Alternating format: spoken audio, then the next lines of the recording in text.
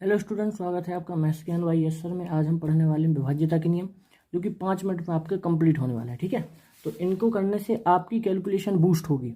तो आइए हम स्टार्ट करते हैं विभाज्यता के नियम। आप देख पा रहे होंगे, इसमें पहले एक चीज़ समझ लीजिए कि आपको इकाई दहाई अंक समझ में आना चाहिए ना। अगर कोई संख्या मान लीजिए ऐसी लिखी है 7685, इसको ऐसे ही पढ़ते हैं। तो जो पहला अंक होता है इसे हम कहते हैं इकाई का अंक, दूसरे अंक को कहते हैं हम दहाई का अंक, तीसरे अंक को कहते हैं हम सैकड़ा वाला अंक। इसको क्या पढ़ेंगे 685। ठीक है, और इधर क्या आ जाएगा आपका 1000। अगर इसके आगे आप जाएंगे तो 10,000, लाख, 10 लाख, ऐसी संख्या बढ़ती जाएंगी।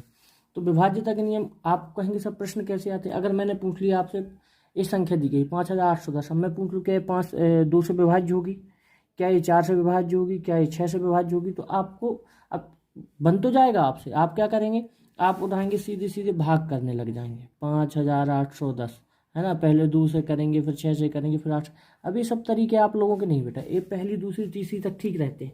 जैसे ही आप 5वीं क्लास में आते हैं तो आपका ये सब आपकी बुक में ही दिए गए हैं विभाज्यता के नियम। ठीक है, तो आइए हम स्टार्ट करते हैं 2 का विभाज्यता नियम। यदि संख्या का अंतिम अंक, जो संख्या दी गई है उसका अंतिम अंक 2 से विभाज्य होना चाहिए। ठीक है, तो वो संख्या क्या होगी, 2 से विभाज्य होगी। उदाहरण के लिए 5810, तो इकाई अंक क्या है, 0 है। तो 0 को भी सम में ही गिनते हैं। क्यों गिनते हैं, क्योंकि 0 किसी भी अंक के लास्ट में लगती है तो वो एक सम संख्या ही बनाती है। ठीक है, 20, 30, 40, 50, 60 कोई भी संख्या हो। इधर 6 आपको दिख रहा है, सम संख्या कहलाती है। अगर आपको सम, विषम, अभाज्य संख्या आगे सब नहीं पता तो चैनल में पहली ही वीडियो डली हो, उसमें मैंने वास्तविक संख्या, काल्पनिक संख्या है ना, अभाज्य संख्या, पूर्ण संख्या, पूर्णांक संख्या, इन सब के बारे में डिटेल में जानकारी दी रखी है, तो आप जाकर देख सकते हैं। और चैनल को सब्सक्राइब, शेयर जरूर करें और लाइक करें। अगर आपको इससे थोड़ी भी हेल्प मिलती है तो आप अपने जो साथ में पढ़ने वाले बच्चे हैं, 9 से 12 तक के बच्चे, या जो वर्ग 2 की तैयारी कर रहे हैं, गणित कांस्टेबल की तैयारी कर रहे हैं, उनके लिए ये सब प्रश्न बहुत महत्वपूर्ण है। ठीक है, तो 575। अब देखिए इधर इकाई अंक 5 आ गया। 5 सम संख्या नहीं, कौन सी है, विषम संख्या है। तो इसको हम क्या कर देंगे, ये 2 से विभाज्य नहीं होगा। इधर क्या है आपका 686। 686 क्या है आपका, एक सम संख्या है। और इधर 4 लिखा है, तो 4 भी क्या है, एक, तो ये भी क्या है, 2 से विभाज्य हो रही, तो ये भी क्या हो जाएगी, इस सम संख्या मतलब 2 से विभाज्य हो जाएगी। इधर देखिए 687। 687 में इकाई अंक क्या आ गया, 7। 7 सम संख्या तो होता नहीं। ठीक है, या तो इकाई अंक सम संख्या होनी चाहिए या फिर 0 होना चाहिए, तो वो क्या होगी, 2 से पूर्णतः विभाज्य होगी। आई होप आप समझ गए होंगे। इसके बाद है 4 का विभाज्य नियम। अंतिम दो अंक 4 से विभाज्य होना चाहिए। इसमें अभी हमने क्या पढ़ा था, 2 अंक, अंतिम अंक, केवल 1 अंक की बात कर रहे थे। अब इधर कितने अंकों की बात कर रहे हैं, इधर अब एक इकाई और दहाई अंक होने चाहिए। ये दोनों अंक किससे होने चाहिए, 4 से पूर्णतः विभाज्य होनी चाहिए। तो संख्या क्या होगी, 4 से पूर्णतः विभाज्य हो जाएगी। हमको आगे कितनी ही बड़ी संख्या दी उससे हमको कोई लेना देना, मतलब आप 6, 7, 8, 9, 6, 3, 2, 8, 7, 5, 2, इतनी बड़ी भी संख्या दी, अगर उन्होंने पूछा कि क्या यह 4 से विभाज्य होगी, हमको आगे वाली से कोई लेना देना नहीं। हमको लास्ट के 2 डिजिट देखने हैं कि ये 4 से कट रहे हैं कि नहीं कट रहे हैं, ये 4 से पूर्णतः विभाज्य हो रहे हैं कि नहीं हो रहे हैं। तो आप देखेंगे 48, ये आप सबको पता है कि 12 चौक 48 होता है। 4 एकम 4 और 4 दूनी 8, ये भी कट जाएगा। ये भी आपको पता है कि 4 एकम 4 करोगे है ना 60 में, तो 2 बचेगा तो 20, 4 पंचे 20 हो जाएगा। इधर 8 चौको 32 होता ही है, और इधर आप करोगे तो 7 एकम 7, 3 हासलाई बचेगी तो 32, तो 8 चौको 32। अब आपको कम से कम टेबल याद होनी चाहिए 20 तक, तब जाकर आपसे ये सब चीज़ें बहुत अच्छे से बनेंगी। ठीक है, कैलकुलेशन बूस्ट होगी। बच्चे कहने लगते हैं सर हमसे कैलकुलेशन नहीं बनती। कैलकुलेशन कोई जड़ी बूटी थोड़ी है कि कोई खिला देगा तो आपसे बनने लग जाएगी। प्रैक्टिस करेंगे तभी बनेगी। ठीक है, छोटी छोटी चीज़ें आपको याद होनी चाहिए, वर्ग याद होने चाहिए, घन याद होने चाहिए, टेबल याद होनी चाहिए, कम से कम 25 तक तो टेबल याद हो ही। ठीक है, अब 8 का विभाज्यता नियम देखिए, अभी तक हमने क्या पढ़ा, 2 का। 2 में इकाई अंक होना चाहिए, किससे, 2 से पूर्णतः विभाज्य होना चाहिए। 4 का हमने पढ़ा तो अंतिम 2 अंक होने चाहिए, मतलब कहाँ तक, दहाई तक। अगर हम 8 का पढ़ेंगे तो कहाँ तक होना चाहिए, 8 3 अंक होने चाहिए, मतलब सैकड़ा तक इसके क्या होने चाहिए, विभाज्य होने चाहिए। किससे, 8 से। तो अगर आप 8 का देखेंगे तो ये 3 अंक है, तो 3 अंक विभाज्य होने चाहिए। इधर 4 अंक है तो कितने, 3 अंक होने चाहिए। इधर भी कितने, 3 अंक, इधर भी कितने, 3 अंक। वे सबके लिए एक सही रूल। अगर इतनी बड़ी संख्या दी गई, पूछता है 8 से विभाज्य कि नहीं, तो हमको ये क्लियर होना चाहिए कि सर 8 का विभाज्यता का रूल क्या है, कहता है कि कोई भी संख्या जिसके अंतिम 3 अंक 8 से पूर्णतः विभाज्य हो। ठीक है, तो आपको ये तो दिख ही रहा है। अगर आप इसको करेंगे 8 पंचे 40 आ जाएगा और 8 सिंह 48 आ जाएगा, तो ये तो 8 से विभाज्य है। इसको अगर आप करने जाएंगे तो 8 एकम 8, 8 एकम 8 बचेगा 1, तो 16 आ जाएगा, तो 8 दूनी 16 और जीरो तो जीरो ही रहेगा। ठीक है, तो ये भी क्या हो जाएगा, आपका आंसर हो जाएगा 2। अगर आप इसको करेंगे तो 8 दूनी 16, 16 करेंगे और तो 23 है, तो इधर कितना बचेगा 6 7, और इधर कितना बचेगा 2, तो 8 8 8 नाम 72 हो जाएगा आपका। ठीक है, इधर एक संख्या दी गई है तो 5 अंकों की वैल्यू दी गई, हमको कोई लेना देना नहीं, हमको तो लास्ट के 3 अंक देखना है। ठीक है, तो इधर आप देखेंगे तो 8 एकम 8, और अब 8 एकम 8 आ गया, तो अब देखिए दोनों अंक लेना है तो इधर बीच में 0 आएगा। ठीक है, तो 8 नाम 72 आ जाएगा। ठीक है, तो ये आपका क्या हो जाएगा आंसर, मतलब ये भी क्या है आपका पूर्णतः विभाज्य। अब 16, जब आप 16 को देखेंगे तो 16 का विभाज्यता का नियम क्या कहता है कि अंतिम 4 अंक 16 से विभाज्य होने चाहिए। इसको आप कर सकते हैं, ये चारों क्या है 16 से विभाज्य हैं। अब आप इनको देख सकते हैं। ठीक है, करना आप इनको करके देखना, क्योंकि मैंने 2 का बता दिया आपको, और 4 का बता दिया, 8 का बता दिया, 16 का सेम वैसे ही है। इसमें क्या है, 2 में इकाई अंक लेना चाहिए अपन को कि वो सम हो या फिर 0 हो। और 4 के विभाज्यता रूल में क्या करना चाहिए हमको, 4 के विभाज्यता नियम में अंतिम 2 अंक मतलब इकाई और दहाई का अंक कैसे 4 से विभाज्य होना चाहिए।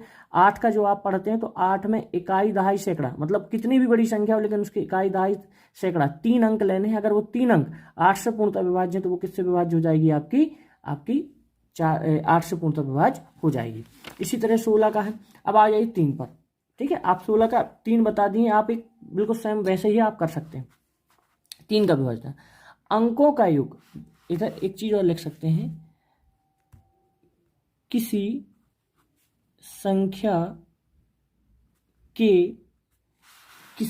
संख्या के अंकों का योग 9 से विभाज्य होना चाहिए, या इधर किसी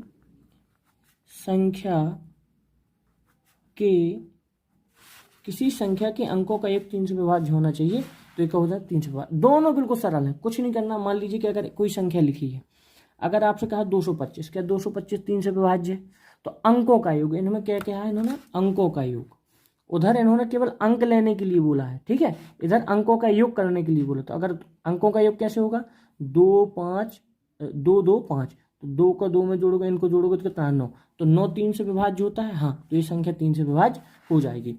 इधर लिखा है 30,672, तो इसकी संख्या का योग करो कितना होगा, 3 0 प्लस 6 प्लस 7 प्लस 2, इनको ऐड करोगे तो कितना आएगा 18, तो 18 3 से विभाज्य हो जाता है, तो ये संख्या भी 3 से विभाज्य हो जाएगी।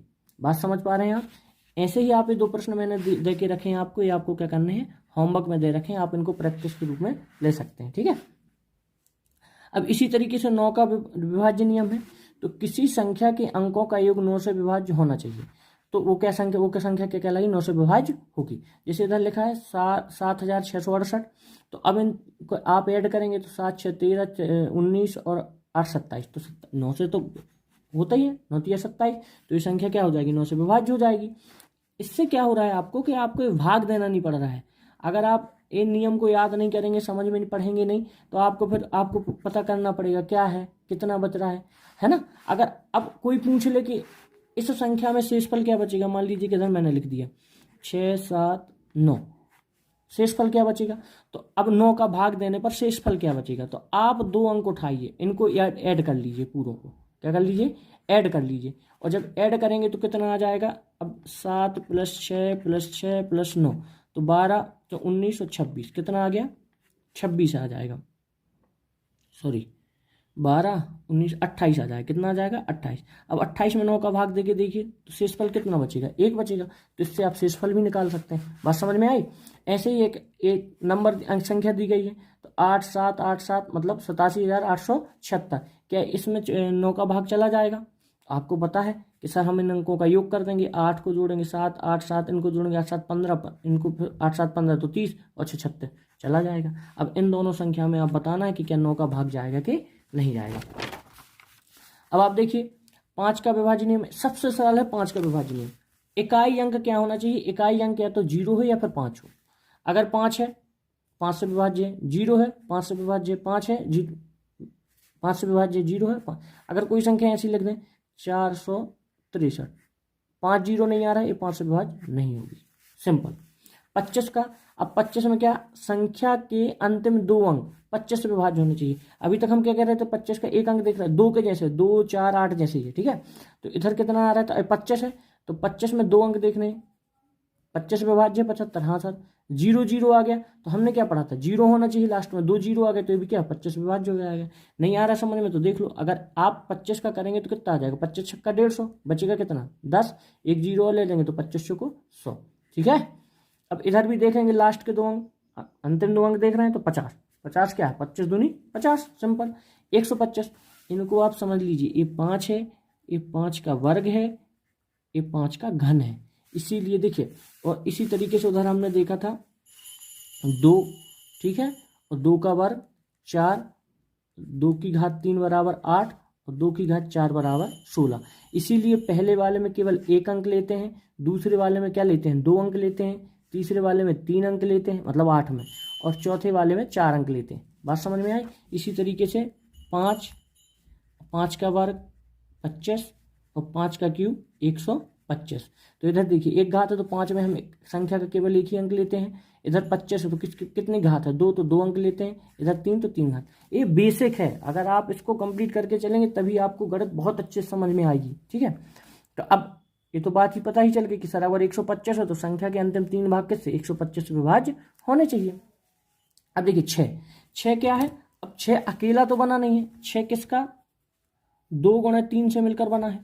अब अभी तक जो आपने ऐसी संख्या पढ़ी है वो किसी से मिलकर नहीं बनी, जैसे 2 देखिए 2 तो बनी है, 2 से 4, 4 से 8, 8 से 16 तो वो मैंने एक साथ पढ़ा दी।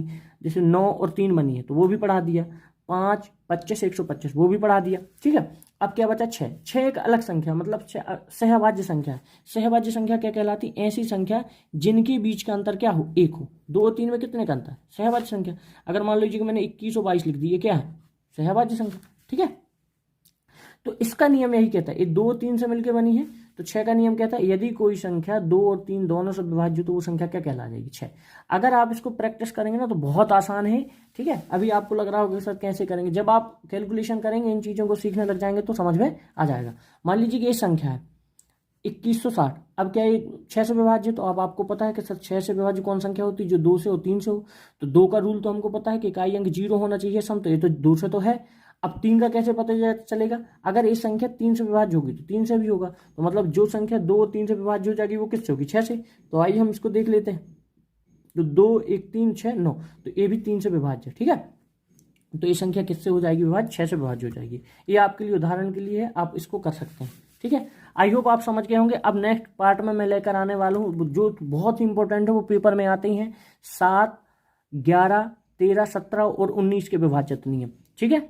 Thank you. अगर आपको ये वीडियो बहुत अच्छी लग रही है, इसमें आपको हेल्प हो रही है, तो आप इस वीडियो को शेयर जरूर करें। धन्यवाद।